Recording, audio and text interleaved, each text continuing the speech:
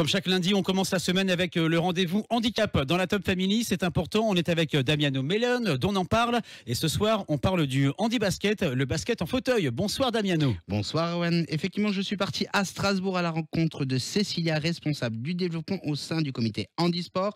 Elle a pour mission de développer et promouvoir la pratique du sport pour les personnes en situation de handicap. J'ai testé pour vous, accompagné de modestes basketteurs alsaciens, le handi-basket. Mais Erwan, si je te dis 500... C'est le nombre de tes conquêtes, je sais, ça augmente de semaine en semaine. C'était 501, mais 500, c'est le nombre de licenciés qui pratiquent le handi-basket dans la collectivité européenne et alsacienne. Alors, c'est pas mal, mais il y a encore du boulot. Sachez les copains que le handi-basket est l'une des disciplines phares des Jeux Olympiques où les Français excellent. Normal, puisque les règles sont pratiquement les mêmes qu'au basket traditionnel. Pour les paniers, comment ça se passe ? Alors, les paniers, crois-moi, Erwan, ce sont exactement les mêmes. Moi qui l'ai testé, après quelques shoots, ils ont la même hauteur. La seule différence au handi-basket, c'est que la reprise de dribble n'est pas la même, car ils peuvent en faire autant qu'ils le souhaitent. C'est un esprit de solidarité et de dépassement de soi que m'a confié Modeste. Tu te souviens, le joueur prometteur que je t'ai parlé au tout début? Je sais, il est même convoité en équipe nationale, Modeste. Effectivement, il est même convoité en équipe nationale. Et pour petite information, ils ont été sélectionnés là pour Paris 2024.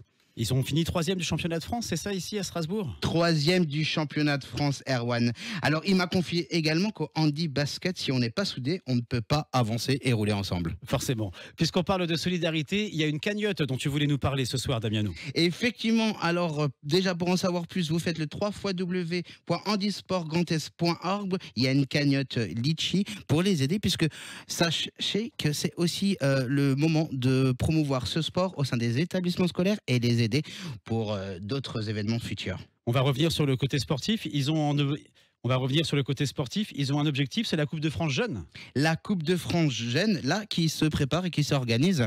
Alors, comme j'ai l'habitude de dire handicap ou non, on peut le faire. Alors, les copains, vous faites le www.handisportgrandest. Vous allez sur les réseaux sociaux et on les soutient au maximum. Et on en reparlera dans On en parle, la nouvelle chronique sur le handicap. On retrouve également On en parle sur les réseaux. Vas-y, profites-en pour faire un petit peu la promo. Alors, on retrouve On en parle sur les réseaux, Facebook et Instagram. Comme ça se prononce, On en parle.